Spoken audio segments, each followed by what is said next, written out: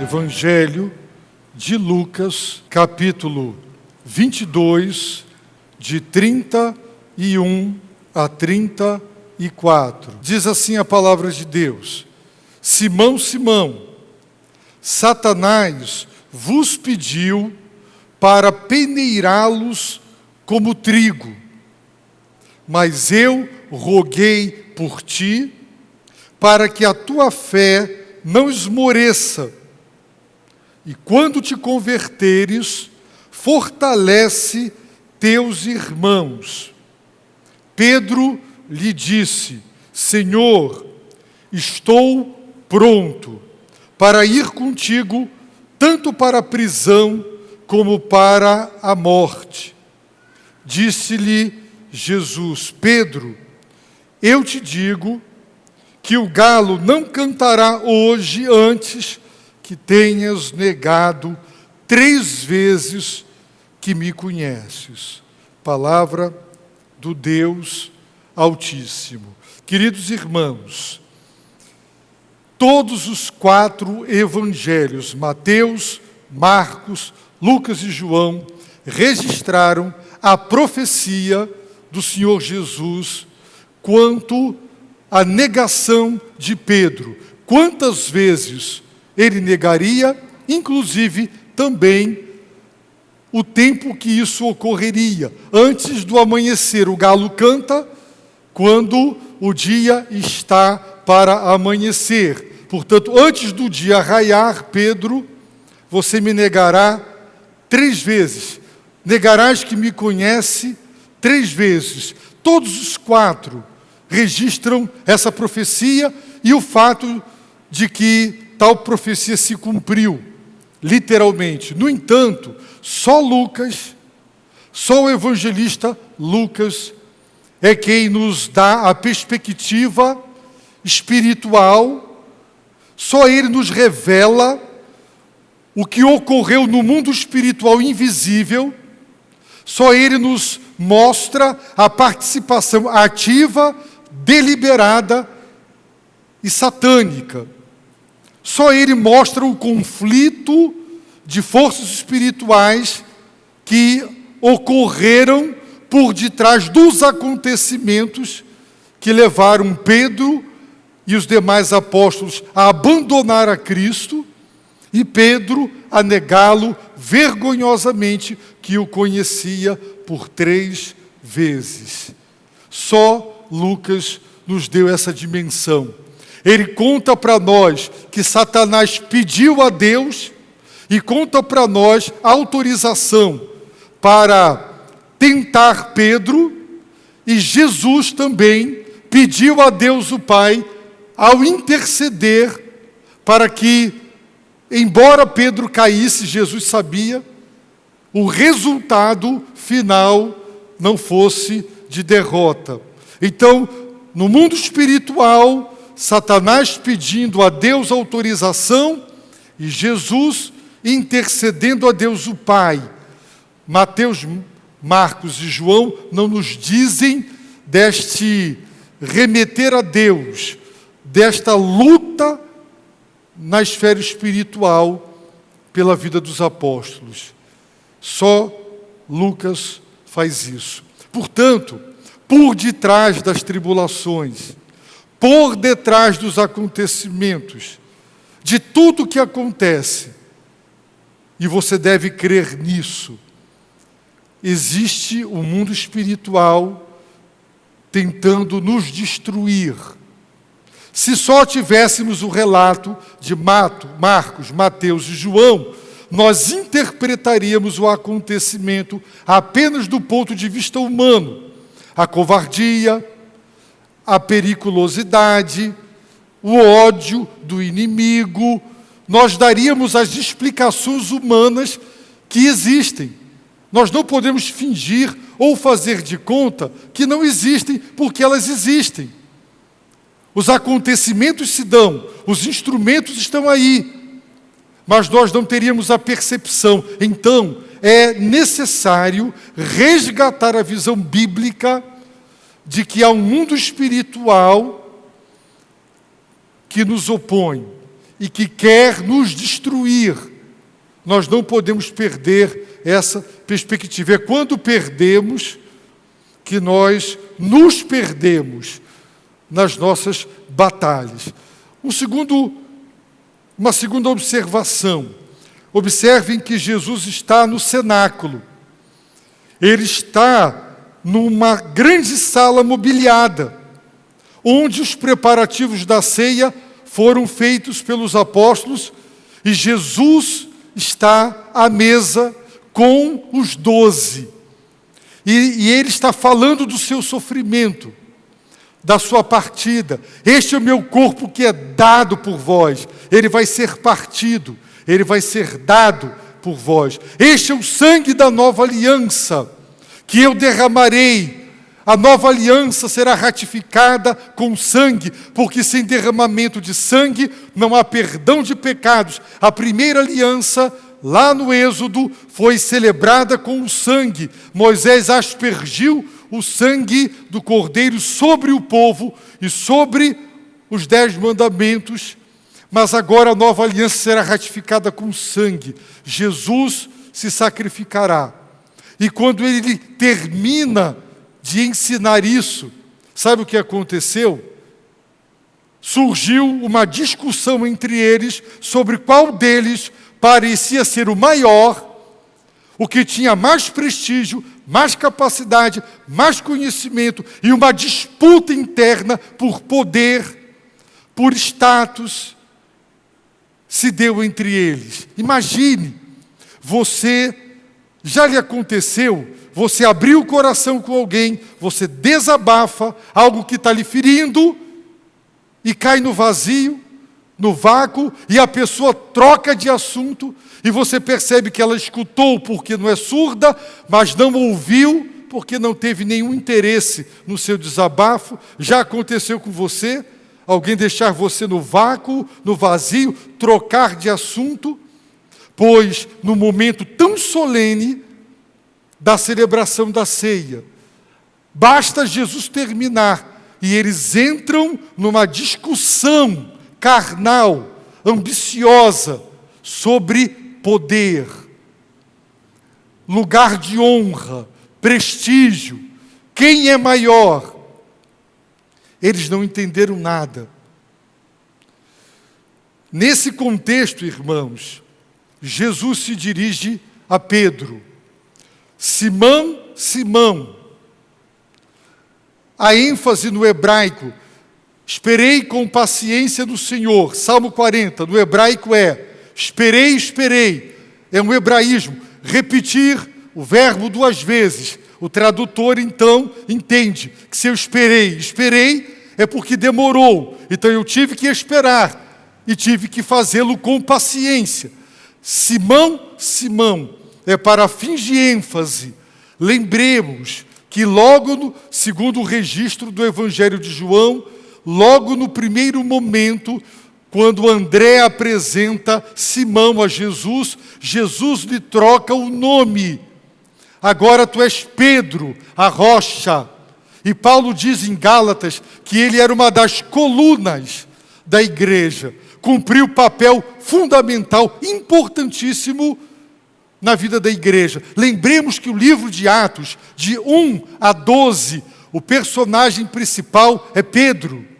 De 13 a 28 é Paulo.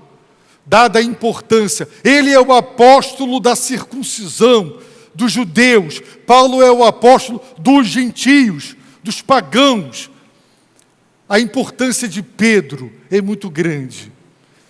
E agora, ele que durante 3 anos ouvia Jesus lhe chamar de Pedro para aqui, Pedro para lá, 3 anos habituados a ouvir o seu Senhor lhe chamando de Pedro, agora Jesus o chama novamente pelo seu nome antigo, Simão, Simão.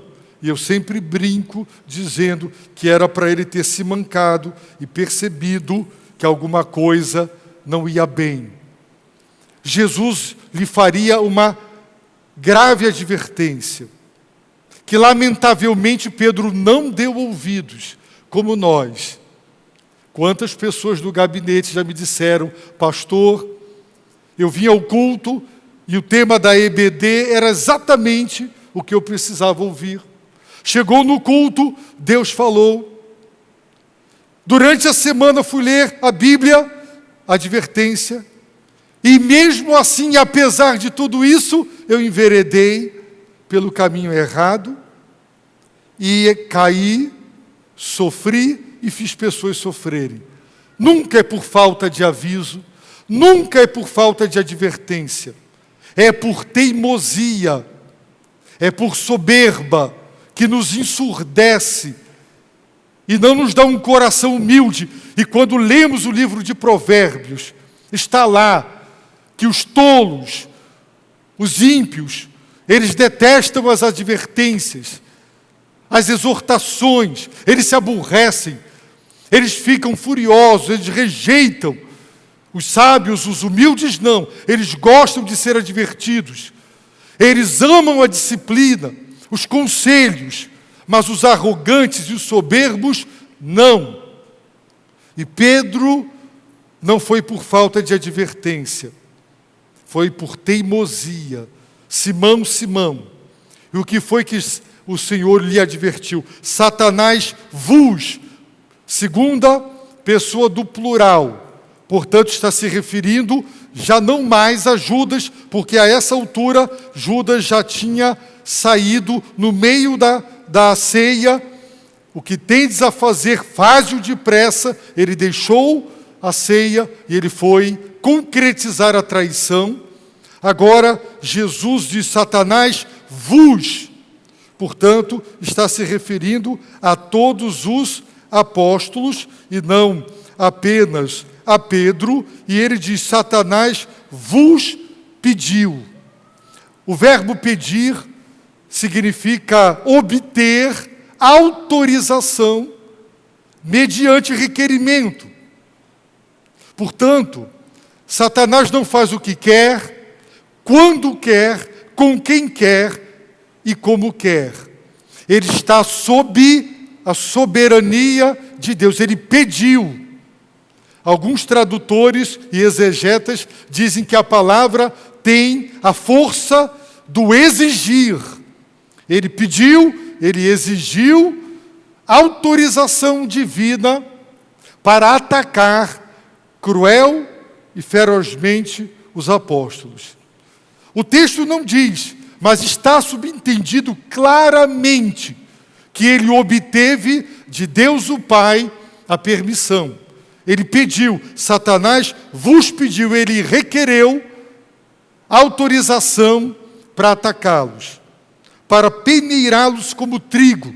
O trigo na peneira, pegava-se a peneira e com força e com violência se mexia o trigo ali com a palha. E se fazia isso em lugares elevados, onde corria o vento, e se jogava para cima, para o vento levar a palha. Era o processo rudimentar de separar grão da palha, peneirar como trigo. Deus, deixa eu sacudi-los com violência, deixe-me jogá-los para cima, vamos ver se eles são trigo, grão ou palha. Foi a solicitação. Ou seja, Jesus está dizendo: Pedro, vocês serão atacados cruelmente, ferozmente. Uma grande tribulação está à porta. Uma grande tempestade vai desabar sobre vocês. Satanás pediu autorização. E era para Pedro tremer nas bases. Era para ele temer e tremer. E como nós, ele não fez. Quantas pessoas eu já ouvi, eu repito, me dizerem: eu fui advertido, eu fui advertida, eu fui avisado, eu fui avisada, mas eu não ouvi. Escutei porque não sou surdo ou surda, mas não ouvi. Meu coração endurecido, soberbo, não deu ouvidos. E depois foi tarde demais. Queridos irmãos, nós aqui comparecemos para nos dirigir a Deus em louvor e em oração. Mas também para que Ele a nós se dirija pela palavra e pelo Espírito, e para nos advertir. Assim sendo, sejamos humildes, porque Deus pode usar uma pessoa simples, Deus pode usar uma pessoa modesta. Talvez você tenha muitos cursos superiores, talvez você tenha uma condição econômica boa, e quem sabe até você possa dizer, esse irmãozinho, essa irmãzinha, não tem nada para me acrescentar, e foi a boca de Deus para falar com você. Não despreze os instrumentos que Deus usa para falar ao seu coração. Deus usou uma mula para falar com um homem, pode usar a quem Ele quiser para falar conosco. Mas, disse Jesus, eu, o teu Senhor e teu Salvador, eu roguei por ti. Satanás pede a Deus o Pai, Jesus pede a Deus o Pai. Os evangelhos de Mateus, Marcos e João não mostram essa batalha de oração, esse conflito no mundo espiritual. Eu tenho dito aos irmãos que o grande servo do Senhor, John Stott, nos aconselha a ler Atos dos Apóstolos e Apocalipse paralelamente, porque Atos é o que você vê no palco, Apocalipse é o que está por detrás das cortinas e você não vê. É como se abrisse as cortinas e você visse o que ocorre no palco e você visse os bastidores que a cortina impede de ver. Portanto, é a igreja em Atos, é a luta da evangelização, é a perseguição feroz contra a igreja, são os impedimentos, é tudo que acontece no âmbito humano, visível, perceptível. Apocalipse abre a cortina e desvenda o mundo sobrenatural que está por detrás do natural e que o influencia e o determina. Jesus disse, eu roguei por ti, Pedro, eu roguei por ti. Vamos ver Lucas 5,12.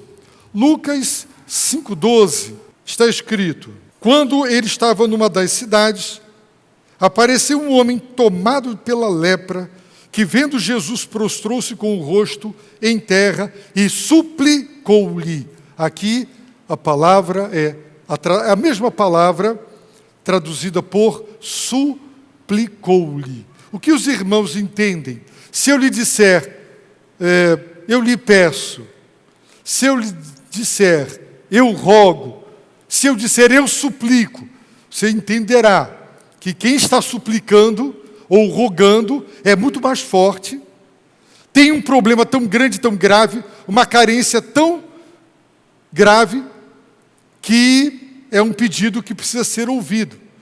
A palavra é forte. Jesus disse, eu roguei, eu supliquei, houve batalha, Jesus chorou, derramou lágrimas, ele clamou, ele suplicou, ele entrou em guerra espiritual pelos apóstolos. Lucas 8, 28. Quando ele viu Jesus, o demônio, prostrou-se diante dele e exclamou em alta voz, que tenho eu, Jesus, Filho do Deus Altíssimo, imploro-te que não me atormentes. Suplicar, implorar, mesma palavra, para os irmãos verem que é uma palavra forte. Jesus suplicou, rogou, implorou. Foi com essa força que ele orou. Se você ora por um filho de olhos enxutos, não sei que oração é essa. Quando você implora, você roga, você suplica, você derrama a alma diante de Deus, dizendo, Deus me atende. Isso é necessário, Senhor. Venha ao meu encontro. É assim que se ora, irmãos. É assim que se luta pela salvação de um filho, de uma esposa, o quebrantamento de um marido arrogante, de uma esposa murmuradora. É assim que se vence inimigos no trabalho. É assim que se vence, irmãos, as oposições, é rogando, é suplicando, é implorando, não é de olhos enxutos, não. 8:41, então veio um homem chamado Jairo, chefe da sinagoga, e prostrando-se aos pés de Jesus, implorava-lhe que fosse até sua casa, porque ele recebera a notícia, ele sabia que sua filha estava à beira da morte. E quando você tem um filho à beira da morte, você não faz um simples pedido: Senhor, será que dá? Não, você implora, você roga, você suplica. E eu vou cessar, tem mais outros exemplos, mas esses são suficientes para entender o que é oração, e o poder da intercessão, e a necessidade de intercessão. Orem, meus irmãos, ore pela sua esposa, ore pelos seus filhos. Não pode deixar passar um único dia. Não pode. Rogue, o diabo quer vê-los longe de Deus, sem salvação, no adultério, nas drogas. Ore pelo seu cônjuge, ore pelo pastor da igreja, os pastores da igreja. E por que eu digo isso? Porque Jesus disse: eu supliquei, eu roguei, eu implorei por ti. Mas Satanás vos pediu. Ele pediu para atacar os 11. Mas Jesus não disse: eu orei por vós. Ele disse: eu orei por ti. Pedro não era maior, Pedro não era melhor, Pedro era o líder. Ele foi uma das colunas, ele era o líder dos 12. Atos capítulo 1, Pedro mostra a sua liderança. Atos 15, Pedro mostra a sua liderança. Deus abriu a porta da fé para os judeus em Atos 2, sob a liderança de Pedro, quando ele derrama o Espírito.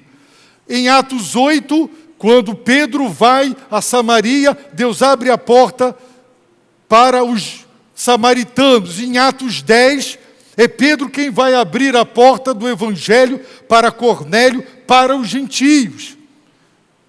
Portanto, ele é o líder. Tanto ele é o líder, que diante dos demais 10, que sabiam da sua tríplice e vergonhosa negação, Jesus lhe deu a tríplice oportunidade de reafirmar o seu amor, dizendo: Pedro, tu me amas? E ele diz: eu te amo, eu te amo e eu te amo. Então Jesus lhe deu papel pastoral. Aquele Jesus que disse: agora eu te dou a rede, doravante, serás pescador de homens, toma a rede. Agora diz Pedro: toma o cajado, pastoreia, cuida das minhas ovelhinhas, dos meus cordeiros.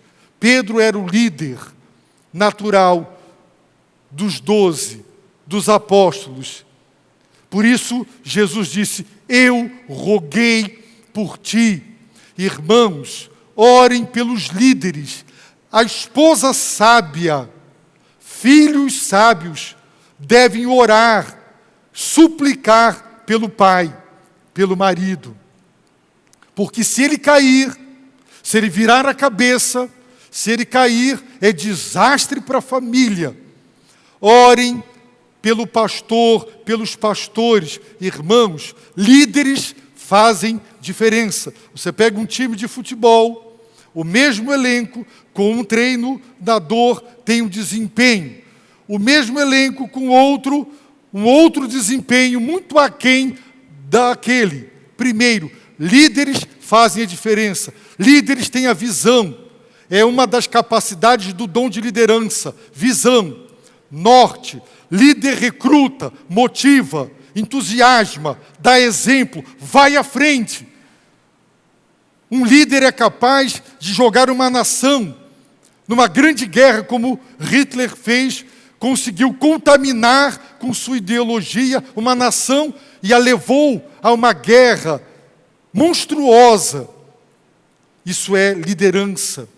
Mas quando um líder cai, ele dá péssimo exemplo. Se a liderança é boa, pode ser péssima.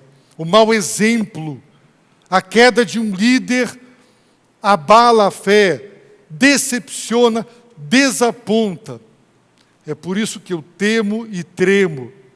E sei, e Deus me livre disso, que se isso acontecer comigo, eu sei o mal que eu posso causar às pessoas. Temer e tremer, irmãos. Orem pelos líderes, para que não caiam, porque Satanás os ataca. Lucas 22, 3, então Satanás entrou em Judas. Ele disse, entrei nesse. Judas, irmãos, Judas estava entre os 12. Viu Jesus andar sobre o mar, multiplicar pães, ressuscitar Lázaro. Judas foi na missão, curou em nome de Jesus, expulsou demônios em nome de Jesus. Os irmãos estão vendo que alguém pode orar em nome de Jesus, pregar em nome de Jesus, e disser, Senhor, Senhor, em Teu nome eu expulsei demônios. Em Teu nome, sinais e maravilhas foram operados. E Jesus pode dizer, nunca te conheci. Você está entendendo que ser batizado, ser líder na igreja, ser membro de igreja, estar aqui há 50 anos, não adianta nada se você não for convertido, se você não for batizado no Espírito, e quando Deus nos batiza no seu Espírito, quando nós nos convertemos e aceitamos a Cristo como nosso Senhor e Salvador. Naquele momento, dizem, os batistas não creem no batismo no Espírito Santo, cremos. Para nós ele se dá na hora da conversão, do arrependimento e da fé. Naquele momento, ele nos imerge no Espírito. Então, não entra mais demônio em ninguém, porque você tem o Espírito no coração. Irmãos, Jesus diz, eu roguei por ti, para que a tua fé não esmoreça. O verbo traduzido aqui por esmorecer, no grego é eclipsar. Os irmãos sabem o que é um eclipse? Sabem o que é um eclipse? Se a lua entrar na frente do sol, o que faz com o sol? Bem, o sol continua brilhando, né? Mas entra na frente e não tem luz. Vamos ver aqui alguns exemplos. Lucas 23, 45. Pois o sol havia se escurecido e o véu do santuário se rasgou ao meio. O sol havia se escurecido, eclipsado, escurecido. É a mesma palavra. Eu roguei por ti para que a tua fé não esmoreça. Querem ver? Lucas 16, 9.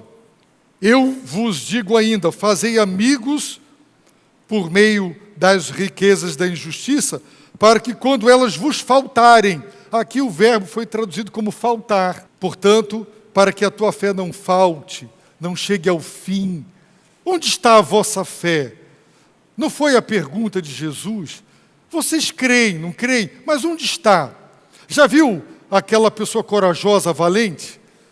Aí chega alguém forte, aí a valentia sai correndo, se esconde debaixo da cama e a covardia se apresenta. O valentão agora é covardão. Cadê a sua valentia? E Jesus pergunta, onde está a vossa fé? Porque é muito fácil falar, eu creio. Os jargões evangélicos aí. E na hora H, onde está a vossa fé? Falta de fé. Olha, querem ver mais um pouquinho? Hebreus 1, 12. Vou ficar só mais com esse exemplo. Hebreus 1, 12. E como um manto os enrolarás, e como uma roupa serão mudados. Mas tu és o mesmo, e os teus anos não terão fim. Fim. O mesmo verbo agora traduzido como fim. Não terão fim. Ou seja, Satanás, eu roguei por ti para que a tua fé não tenha um fim, para que a tua fé não falte, não esmoreça, não escureça, não seja eclipsada, esmorecer, desmaiar. Irmãos, Eu tenho dito isso. Uma pessoa desmaiada, você conversa com ela, não adianta nada. Ela não está morta, mas está desmaiada. O diabo não pode tirar a nossa fé, mas ele trabalha para que a nossa fé esmoreça, você perca a fé, e você deixe de confiar, e a ansiedade, como um ácido, vai corroer a tua vida. Você vai viver desesperado, em pânico, porque você precisa confiar. E quando você não consegue confiar, você vira um ímpio. Você age e reage como uma pessoa ímpia. Então a fé, quando esmorece, é trágico. Qual é a vitória que vence o mundo, irmãos? Não é a nossa fé? A fé é chamada de vitória. A vitória que vence o mundo. A fé. Na armadura de Deus, a fé é o escudo. Irmãos, se a fé esmorecer, Pedro diz que Deus nos regenerou para uma viva esperança e para uma herança. Ele também nos guarda para essa herança pelo seu poder através da fé. Ele guarda no céu a herança para nós e na terra nos guarda para herdar a herança nos céus. Como é que ele faz isso? Pelo seu poder. Como? Mediante a fé. Alcançando o fim da vossa fé. Qual é o fim, o alvo da fé? A salvação da vossa alma. Ora, se a fé esmorece, como é que você vai alcançar o fim da sua fé? Que é a salvação da sua alma. Como Deus te guardará pelo seu poder, se é mediante a fé e a sua fé estiver esmorecida. Por isso, Jesus disse: Pedro, eu roguei, eu implorei, eu supliquei a Deus por você, para que a tua fé não esmoreça. Então o Senhor lhe diz: quando te converteres. Será que Pedro não era convertido? Pedro estava num processo.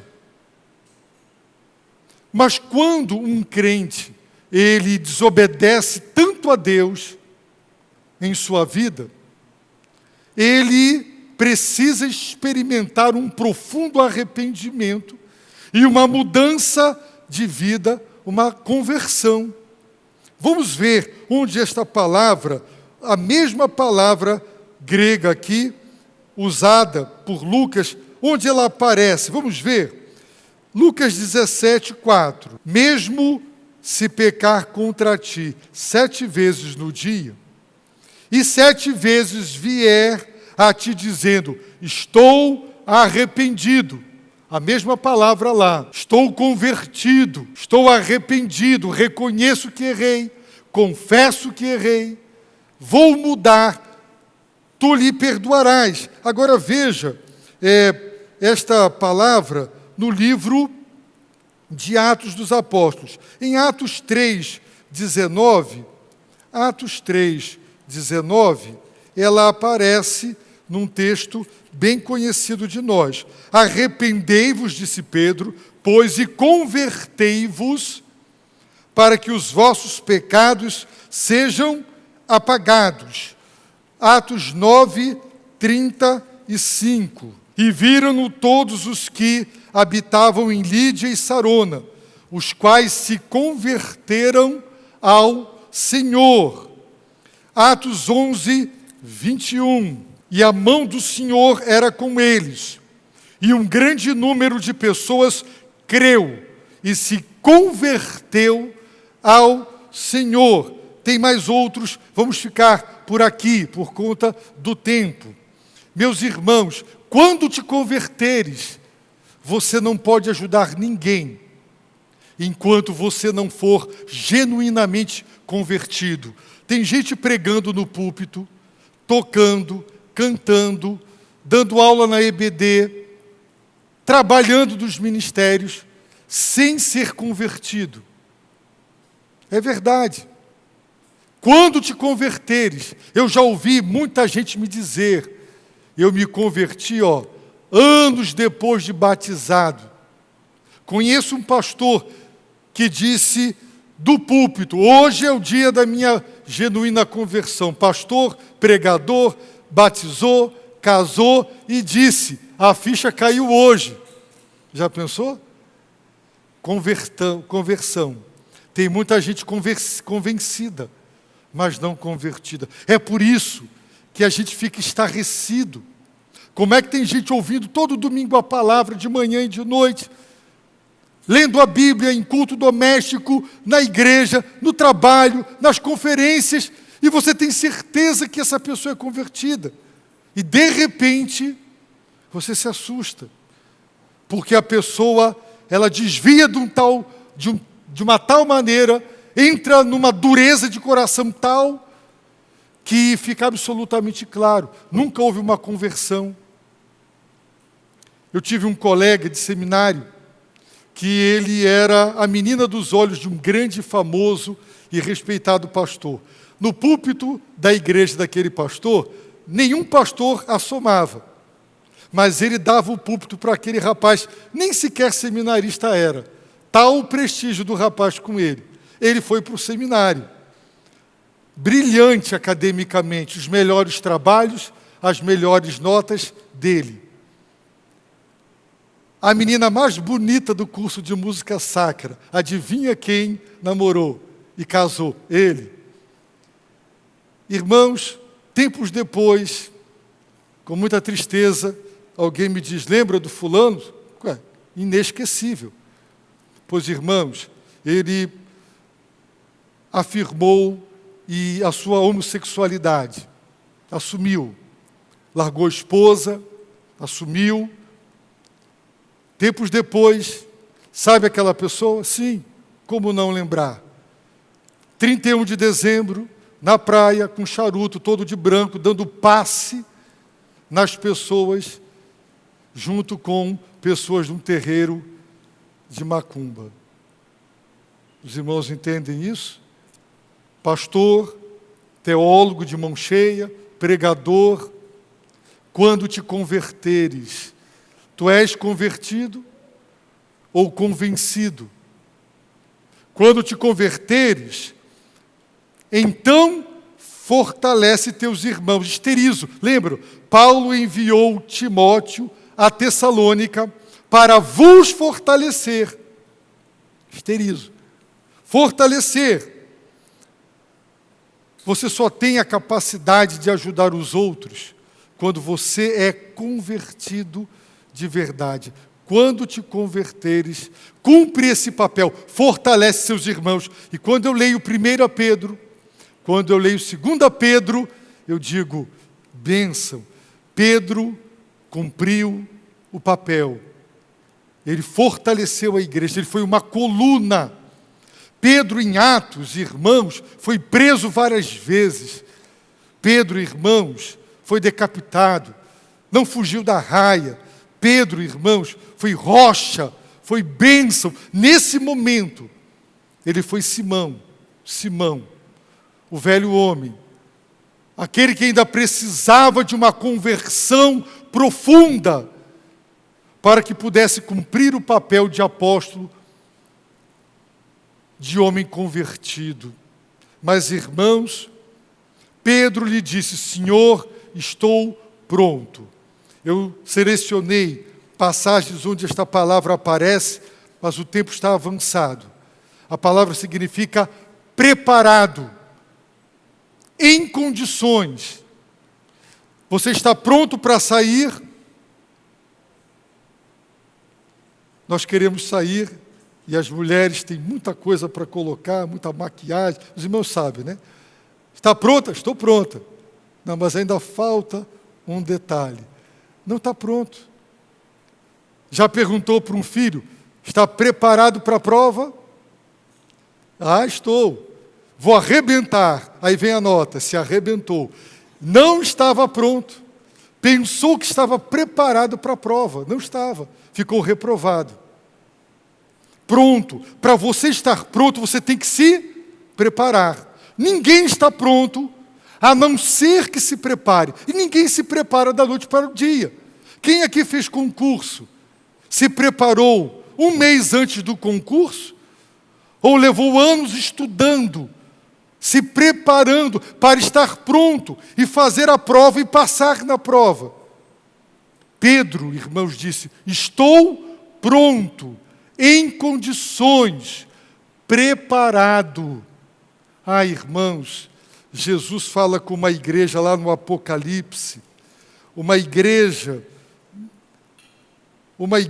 meus irmãos, porque tu dizes: sou rico, tenho prosperado e nada me falta, mas não sabes que és infeliz, miserável, pobre, cego e nu. Aquela igreja se achava, aos seus próprios olhos, aquela igreja dizia: sou rica, tenho prosperado, nada me falta, mas aos olhos de Jesus Cristo, aquela igreja era infeliz. Não sabes que és infeliz.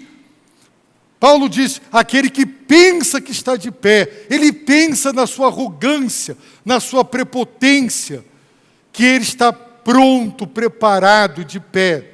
Aquele que pensa, tome cuidado para não cair. Pedro não deu crédito à advertência do Senhor. Era para tremer nas bases, ouvir seu nome, o seu antigo nome. Era para tremer nas bases o fato de que Jesus rogou, suplicou a Deus por ele, e que o resultado do ataque de Satanás, ele mira no esmorecimento da fé. Era para tremer e tremer. Mas na sua autossuficiência, Pedro disse: estou preparado, estou pronto. Ele disse para Jesus: estou pronto para ir contigo, tanto para a prisão, como para a morte. Mas ele não estava. Queridos, preparem-se. Jesus está dizendo: vem uma grande tribulação, Pedro. Vem um ataque hostil, severo, cruel. O mal vai atacar vocês. E Pedro, tu és o líder e eu estou rogando por ti, Pedro. Acorda, Pedro. Mas Pedro não deu ouvidos. Por isso, Jesus diz: eu te digo que o galo não cantará hoje.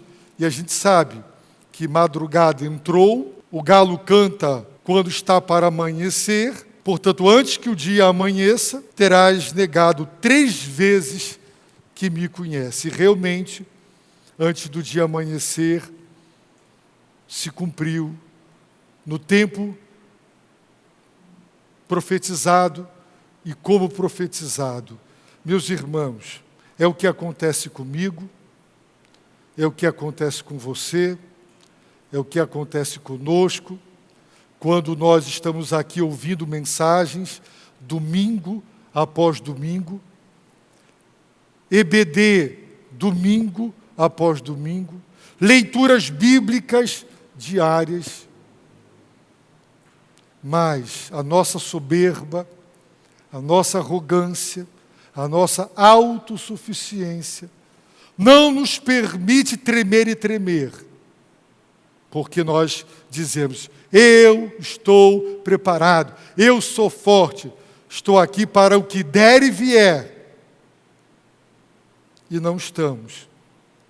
Que Deus nos dê humildade, contrição, quebrantamento, que nós tremamos diante da sua palavra. Lá no profeta Isaías, Deus procura quem treme diante da sua palavra. Você treme quando você lê a palavra, você treme. O dia do Senhor será um dia de trevas, será um dia terrível. Você treme sabendo que esse dia vai chegar? Ou você está dizendo: estou preparado? Você é uma virgem. A mesma palavra, o mesmo verbo, estou pronto, está lá na parábola das virgens. 5 prudentes e 5 imprudentes. Diz lá o texto: o mesmo verbo, elas não estavam preparadas para a volta, para a chegada do noivo. Ele chegou, né? As outras foram comprar azeite, porque não estavam preparadas, e ele entrou, fechou a porta, e elas bateram, fechou a porta, já era. Não estavam preparadas. Meus irmãos, eu peço a Deus em nome de Jesus, é o que eu peço para mim. Eu estou pregando hoje isso, porque essa semana, e nesse último mês, essa passagem foi para mim motivo de leitura e oração. Você ora sobre uma passagem bíblica? Esse último mês eu orei sobre essa passagem, diante dos ataques destruidores do diabo contra as nossas vidas. Então, quem tem ouvidos para ouvir, ouça. Daqui eu vejo, todo mundo tem orelha. Eu também sei que todo mundo aqui escuta bem. Mas quando Jesus dizia, quem tem ouvidos para ouvir, ouça, ele estava falando dos ouvidos da alma, os ouvidos do coração. Tem gente que ouve bem. Um amigo meu foi fazer exame, levado pela esposa, e no resultado ela pergunta, e aí, doutor? E ela disse, ele ouve até o silêncio. Aí ela disse, então tu não me responde porque tu não quer, você está me escutando. Pois é, ele ouvia muito bem.